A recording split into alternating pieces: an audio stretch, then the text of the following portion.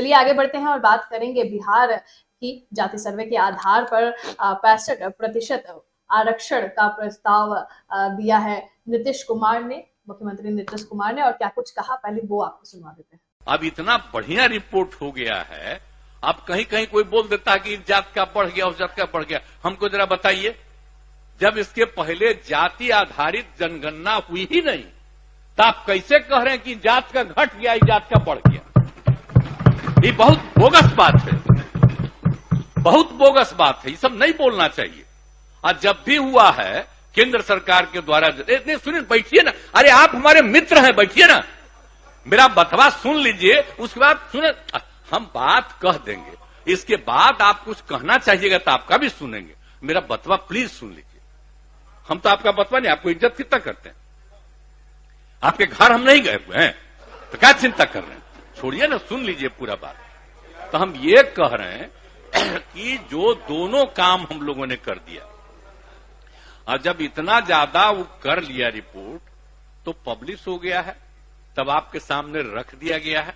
तब अभी कोई बोल देता फलाने जात का ही हो गया, उस जात का ही हो गया। अरे तो इसके बारे में सोचने की क्या बात? आ गया तो हम तो बराबर कहते हैं कि अगर जरा भी है तो हम तो केंद्र से बराबर न कहें शुरू से कि केंद्र को करा लेना चाहिए, जाति आधारित जनगणना कर ले। तो अभी तो देर न हुआ है जी, 2021 में जो होना था वो नहीं हुआ है, अभी तक देर हुआ, हर 10 साल पर हो रहा था। तो अगर जितना जल्दी इसी साल शुरू कर देना।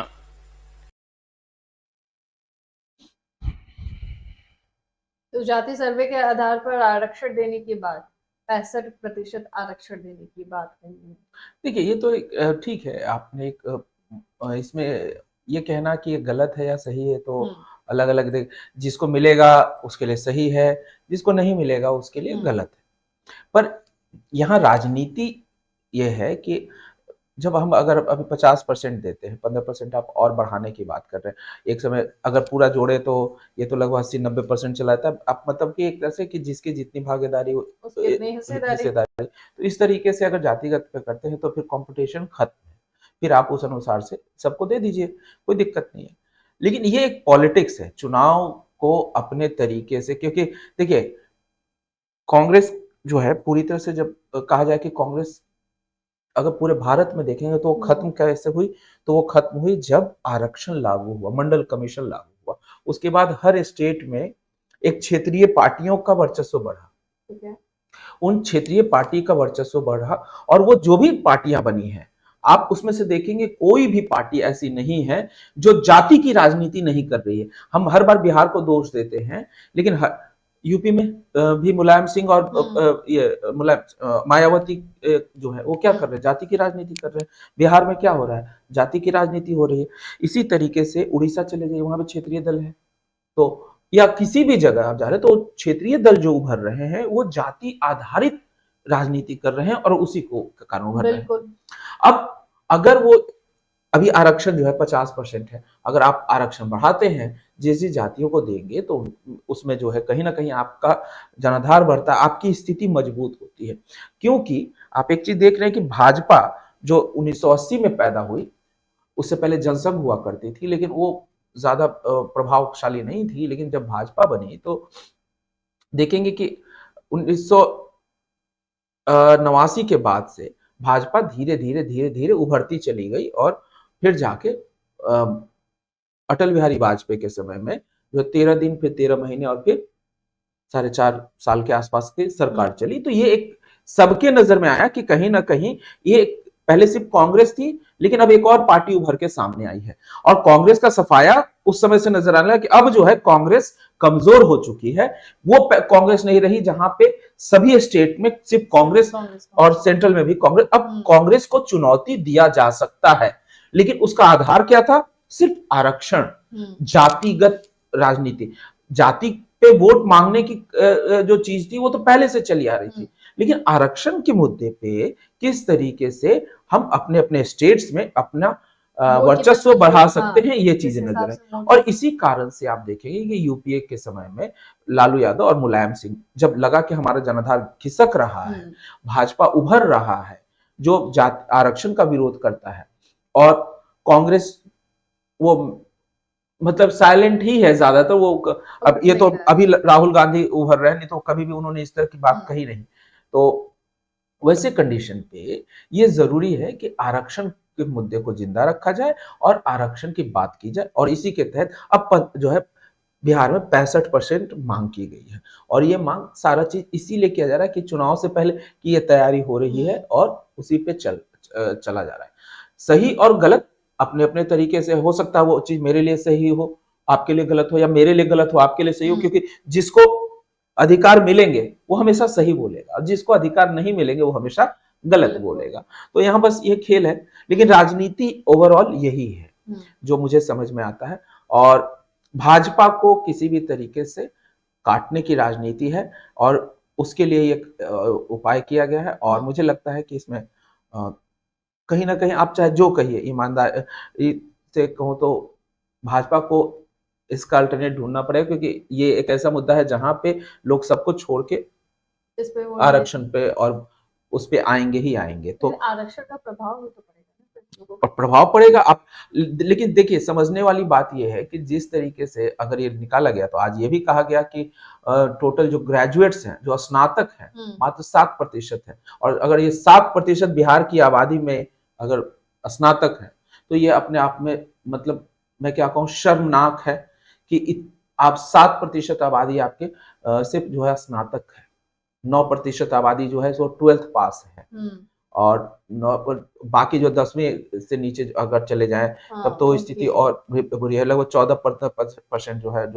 जो 9वीं और 10वीं पास हैं। तो ये बताता है कि बिहार में शिक्षा का स्तर कितना गिरा हुआ है, और गरीबी भी जो है। तो कहीं ना कहीं आपने जिम्मेदारी क्या निभाई। आज मैं नीतीश कुमार की बात कर रहा हूं, या उससे पहले की भी सरकार को, इसका मतलब सिर्फ वोट लिया गया है और वोट के अलावा वहां पे कोई काम नहीं किया गया कि सिर्फ आप वोट ले रहे हैं। आप जो एक जैसे आरजेडी कहती है कि हम लालू यादव जी ने सामाजिक न्याय दिया। सामाजिक न्याय में क्या दिया समझना ही। अगर गरीबी भी अभी बढ़ी हुई, क्योंकि आप देखिए कांग्रेस की सरकार रही, कांग्रेस के बाद जब लालू यादव आए सरकार में, उस समय से तो सत्ता आपके हाथ में ही है। उसके बाद जो है नीतीश कुमार के हाथ में है। ठीक है, भाजपा के समर्थन से चली, लेकिन मंत्री तो आप ही, मुख्यमंत्री तो आप ही रहे। तो इन 20-25 साल 30 सालों में अगर देखें, 30 के 32 साल अगर मैं कहूँ, 91 से मैं जोड़ रहा हूं, तो 32 साल हो गए लगभग।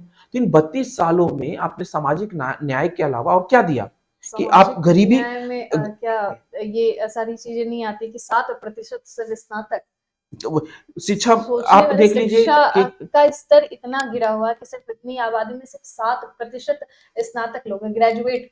हाँ, तो ये दूसरा आपके पास जो आप जो कह रहे हैं उसके अनुसार से 33% आबादी मात्र 6,000 रुपए पे काम कर रही है महीने पे। तो इसका मतलब है कि आप खुद सोचिए कि आपने मतलब आरजेडी और जेडीयू को सोचना चाहिए कि आपने इन 32 सालों में बिहार को कहां पहुंचा दिया। बिल्कुल।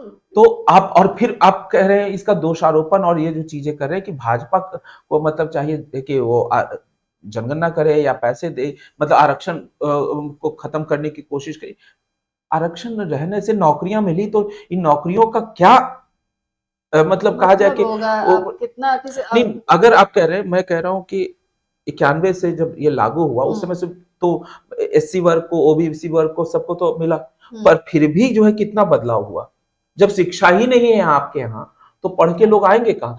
अगर जो स्नातक पे जॉब है, 7% जो लोग पढ़े लिखे हैं, तो उसमें ओबीसी की हिस्सेदारी कितनी होगी। तो आप जो है आरक्षण तो मांग ले रहे हो, आज 65 क्या 100% भी कर दिया जाएगा तो वो सीटें खाली रह जाएगी, क्योंकि स्नातक आपके पास ग्रेजुएट जब बच्चे ही नहीं, ओबीसी में जब एससी में ग्रेजुएट बच्चे ही नहीं है, एसटी में ग्रेजुएट बच्चे नहीं है, तो वो सीटें तो खाली रह जाएंगी। तो आपने शिक्षा का स्तर किस हद तक गिरा दिया कि ये चीजें बढ़ी नहीं। आप शिक्षा बढ़ा लिए होते 32 सालों में, आपने वो नहीं किया। आपने गरीबी मिटाने के लिए कुछ नहीं किया है अभी तक।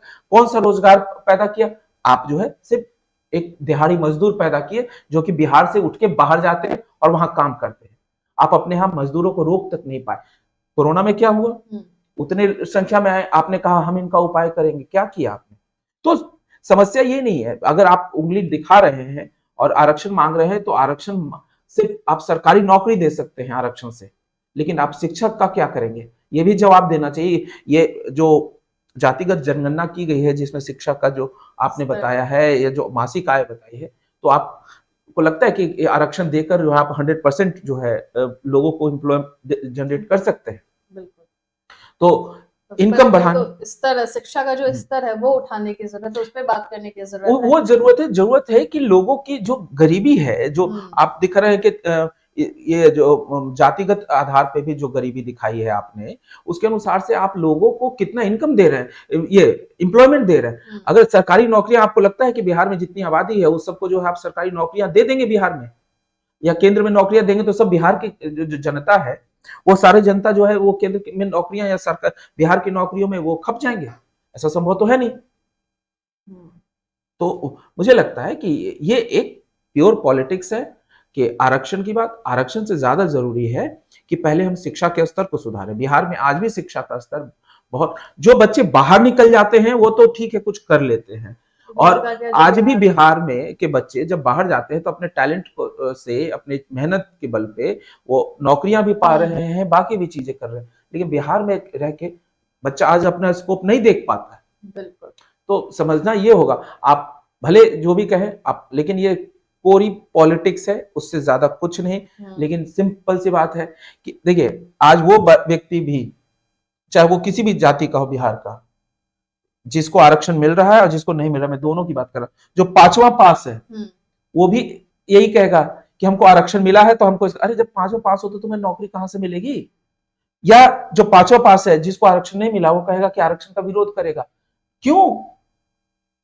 आपको ना नौकरी मिल रही है ना कुछ हो रहा है, क्योंकि आप तो पास ही नहीं हो, पांचवी पास हो, 10वीं पास हो, आपको नौकरी, 8वीं पास हो, नौकरी। लेकिन समस्या क्या है कि सभी लोग सिर्फ जाति के आधार पे जो हमारे यहाँ वोटिंग हो रही है, इसको लेके हम बैठे हुए हैं, और उस नाम पे हम वोट तो दे देते हैं, लेकिन उससे आपको फायदा क्या होने वाला है ये हमें नहीं पता।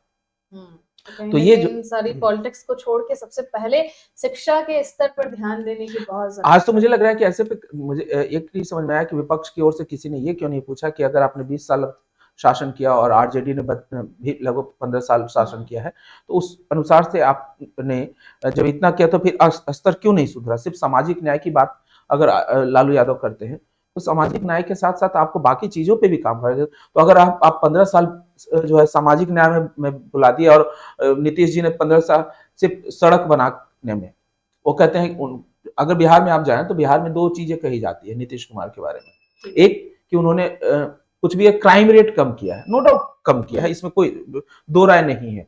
दूसरा, सड़कों का जाल अच्छा बिछा है, इंफ्रास्ट्रक्चर में सुधार आया है, इसमें भी कोई दो राय नहीं है कि आपने अच्छा काम किया। बिजली जो है गांव में, आप ये मान लीजिए, कहते तो है कि 24 घंटे, लेकिन 24 घंटे, लेकिन फिर भी बिजली अच्छी खासी अब है, ये इसमें कोई दो राय नहीं है। लेकिन ये बेसिक जो है एक इंसान की जरूरत है, लेकिन जो काम है वो, अगर आप किसी की शिक्षा सुधार देते हैं तो वो रोजगार लेने लायक बन सकता है, लेकिन जब शिक्षा ही नहीं है तो आप आरक्षण देकर भी कुछ नहीं कर सकते। और ये जब बेसिक चीज ही आपकी खत्म है, नौकरियां आप उपलब्ध नहीं करा पा रहे, बिहार में लोगों को क्यों बाहर जाना पड़ रहा?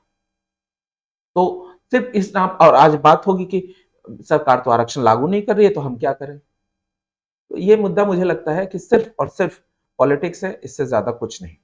बिल्कुल, जहां शिक्षा की बात है तो वहां शिक्षा का स्तर बढ़ाने पर बेहद नीतीश कुमार को जोर देना चाहिए।